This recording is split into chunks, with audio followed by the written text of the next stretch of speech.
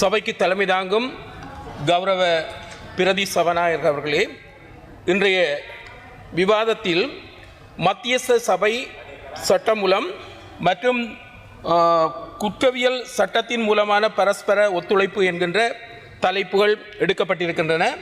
அந்த வகையில் உண்மையில் எமது நாட்டை எடுத்து பார்க்கின்ற போது வழக்குகள் தேங்கி கிடக்கின்றன. அநேகமான வழக்குகள் வழக்காடப்பட்டு 10-15 வருடங்கள் கடந்தும் தீர்ப்பு இல்லாத நிலைமைகள் காணப்படுகின்றன. ஆகவே நிச்சயமாக இந்த மத்தியஸ்த சபை சட்டம் என்பது கட்டாயம் தேவையான ஒன்று. எல்லா விடயங்களும் நீதிமன்றங்களுக்கு செல்லுகின்ற போது வழக்குகளில் தேக்கம் ஏற்படுவது இயல்பாக காணப்படுகின்றது. எனவேதான் இந்த மத்தியஸ்த சபைகளை நிறுவுதல், அந்த மத்தியஸ்த சபைகளை ஆரோக்கியமான முறையில் அதனை கொண்டு செல்லுதல் என்பதோடு மட்டுமல்லாமல் இந்த மத்தியஸ்த சபைகளுக்கு நியமிக்கப்படுகின்றவர்கள் உண்மையில் ஒரு மனிதநேயம் உள்ளவர்களாகவும் நடுநிலை தீர்ப்பாளர்களாக இருக்க வேண்டியதும் அவசியமாக இருக்கின்றது. எனவே இந்த மத்தியஸ்த சபை சட்டமூலம் என்கின்ற விடயத்தை நாங்கள் சாதகமாக பார்க்கின்றோம். வழக்குகளை முடித்துக் கொள்வதற்கும் வீண் செலவுகள் வீண் நேர விரயங்களை குறைத்துக் கொள்வதற்கும் இந்த மத்தியஸ்த சபை நிறுவுதல் செயற்படுத்தல் என்பன மிக முக்கியமானது. சமூக பிரச்சனைகளை சமூகங்கள் மூலமாக, சமூகத்தில் உள்ள பெரியவர்கள் மூலமாக தீர்த்து கொள்வது என்பது வரவேற்கத்தக்க ஒரு விடயமாக காணப்படுகின்றது. எனவே இந்த சட்டம் மூலம் என்பது அவசியமானது ஒன்று என்பது உணரப்படுகின்றது. அது மட்டுமல்லாமல் இந்த குற்றவியல் சட்டங்களும் பரஸ்பர ஒத்துழைப்பு என்கின்ற விடயம் உள்நாட்டிலும் சரி வெளிநாடுகளிலும் சரி இந்த குற்றவியல் விடயங்களில் பரஸ்பர ஒத்துழைப்புகளை பெற்றுக்கொள்ளுதல் என்ற விடயம் இருக்கின்றது. உண்மையில் கடந்த காலங்களில் வெளிநாடுகளில் பல குற்றச்செயல்களை செய்த பாதாள உலக தலைவர்கள் கூட கைது செய்யப்பட்டிருக்கின்றார்கள் என்ற அடிப்படையில் இந்த குற்றவியல் சட்டங்கள் சம்பந்தமான விடயங்களில் சர்வதேச ரீதியாகவும் கட்டாயமாக ஒரு பரஸ்பர ஒத்துழைப்பு இருப்பதன் மூலமாக நீண்ட காலமாக நமது நாட்டை போதைப் பொருட்களின் ராஜ்யமாக அல்லது போதைப் பொருட்களின் களஞ்சியமாக மாற்றிக் கொண்டிருக்கின்றவர்கள் கைது செய்யப்படாமல் அதன் கீழே பணியாற்றுகின்ற சிறியவர்கள் கைது செய்யப்படுவதன் மூலமாக இந்த ராஜ்யத்தை நாங்கள் கட்டுப்படுத்த முடியாது அல்லது குறைக்க முடியாது.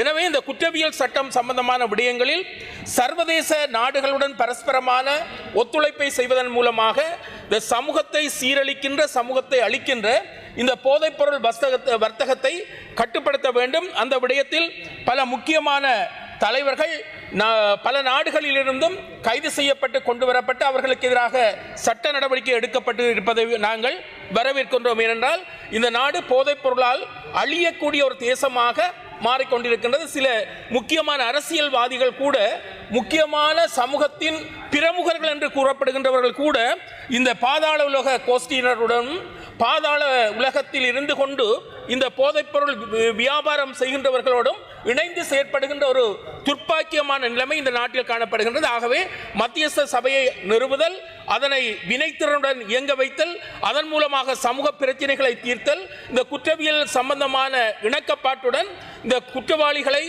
தண்டித்தல் என்பது அவசியம். எந்த ஒரு சந்தர்ப்பத்திலும் அப்பாவிகள் தண்டிக்கப்படக்கூடாது, குற்றம் புரிந்தவர்கள் தண்டிக்கப்பட்டே ஆக வேண்டும். அதிலும் குற்றம் புரிந்தவர்களை பாதுகாக்கின்ற ஒரு பொறிமுறை என்பது கடந்த காலங்களில் காணப்பட்டிருக்கின்றது. மிக முக்கியமான குற்றவாளிகள் கூட தப்பித்துக் கொள்ளுகின்ற ஒரு சூழ்நிலை காணப்பட்டது.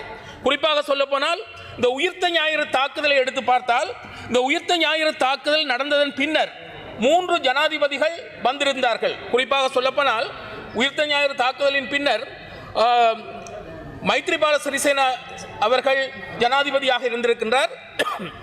அடுத்தது கோத்தபாய ராஜபக்ச அவர்கள் இருந்திருக்கின்றார். ரணில் விக்ரமசிங்கே அவர்கள் இருந்திருக்கின்றார்கள். ஆனால் இந்த உயிர்த்த ஞாயிறு தாக்குதலில் சம்பந்தப்பட்ட சூத்திரதாரி, முக்கியமாக இந்த அழிவை ஏற்படுத்திய அந்த அல்பா என்று சொல்லுகின்றார்கள், சாம் என்று சொல்லுகின்றார்கள், பப்பா என்றெல்லாம் சொல்லுகின்றார்கள்.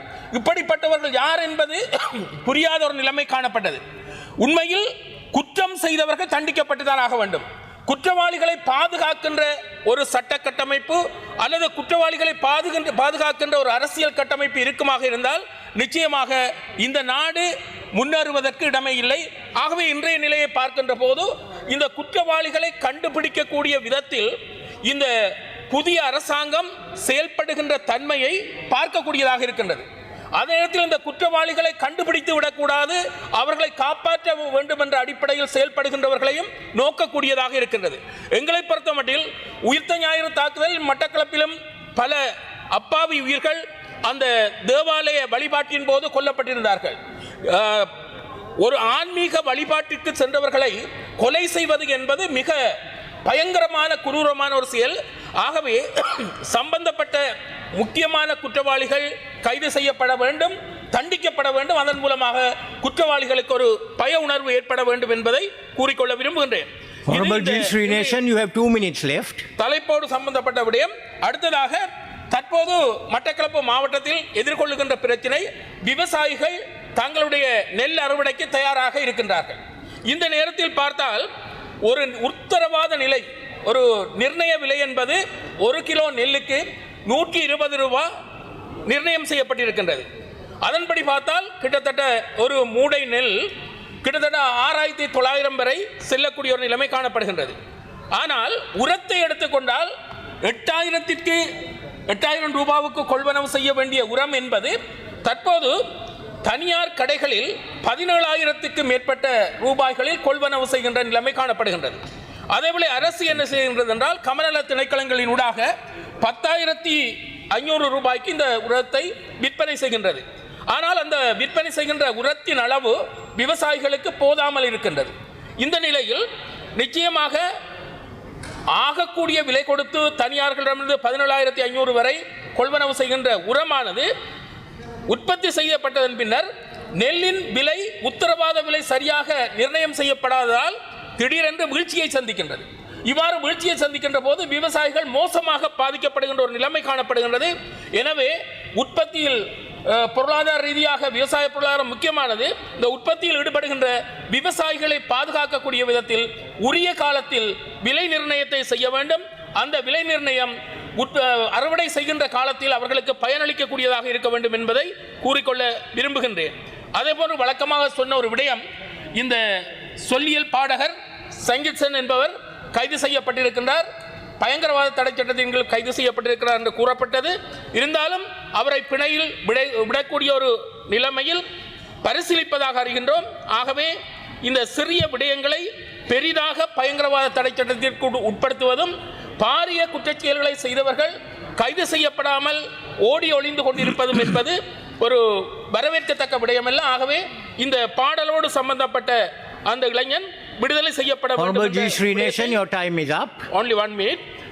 அதோடு மக்கள் எதிர்பார்க்கின்ற ஒரு விடயம், இப்போது விளையாட்டு உத்தியோகஸ்தரோடு சம்பந்தப்பட்ட விடயம்.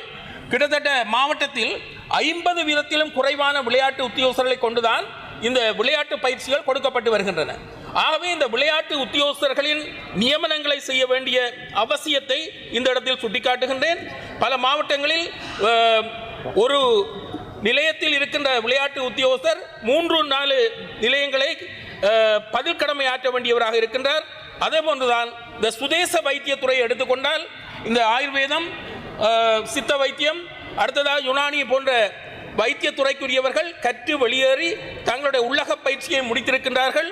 அவர்களுக்கு இன்னும் நியமனம் கொடுக்கப்படவில்லை. சுதேச வைத்தியத்துறையை சுதேச நாட்டில் நாங்கள் அபிவிருத்தி செய்யவில்லை என்றால் அவர்கள் எங்கு சென்றும் தொழில் வாய்ப்பை பெற முடியாது. ஆகவே இந்த சுதேச வைத்தியத்துறையில் பெற்றவர்களுக்குரிய நியமனங்கள் உடனடியாக வழங்கப்பட வேண்டும் என்பதை கூறி எனது உரையை நிறைவு செய்கின்றேன். நன்றி. சுவிட்சர்லாந்தில் வீடு வாங்க போறீங்க, இல்லை ஆல்ரெடி உங்களுக்கு அங்கே வீடு இருக்குன்னா இந்த வீடியோ உங்களுக்காக தான். ஸோ ஸ்கிப் பண்ணாமல் ஃபுல்லாக பாருங்க. ஒரு மனிதனுக்கு வீடு அப்படிங்கிறது ரொம்பவே அத்தியாவசிய தேவை. அத்தியாவசிய தேவைகளில் முக்கியமான பங்கு வகிக்கிறதே இந்த வீடு தான். ஸோ அப்படி வீடு வாங்குறது, விற்கிறது, இது சம்பந்தமா உங்களுக்கு இருக்கிற நிறைய ப்ராப்ளத்துக்கு சொல்யூஷன் தர ஒரே இடம் தான் உங்கள் செல்வாசக். Your future our vision. இப்போ சுவிட்சர்லாந்துல வீட்டோட வட்டி விகிதத்துல நல்ல மாற்றம் வந்திருக்கு, நிறைய குறைஞ்சிருக்கு. ஸோ நீங்க ஏதாவது அக்ரிமெண்ட் போட்டு வச்சிருக்கீங்கன்னா இப்பவே அதை ரெனிவல் பண்ணி மாற்றி வச்சுக்கிட்டீங்கன்னா உங்களுக்கு நிறைய ப்ராஃபிட்ஸ் இருக்கும். ஸோ இது சம்பந்தமா உங்களுக்கு ஏதாவது அப்டேட்ஸ் வேணும், இந்த மாற்றத்துல உங்களுக்கு ஏதாவது டவுட் இருக்கு அப்படின்னா மறக்காம ஸ்கிரீன்ல தெரிய நம்பர் கால் பண்ணுங்க.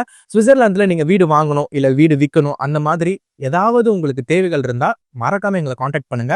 உங்களோட எல்லா தேவைகளையும் உங்க ஃபேமிலியில ஒரு மெம்பரா இருந்து நாங்க பார்த்து பண்ணி கொடுப்போம். இது உங்கள் செல்வாசக். இச்செய்திகளுக்கு பிரதான அனுசரணை செல்வாசோக் இமோபிலியன், சுவிஸ் நாட்டில் முன்னணி நிறுவனம்.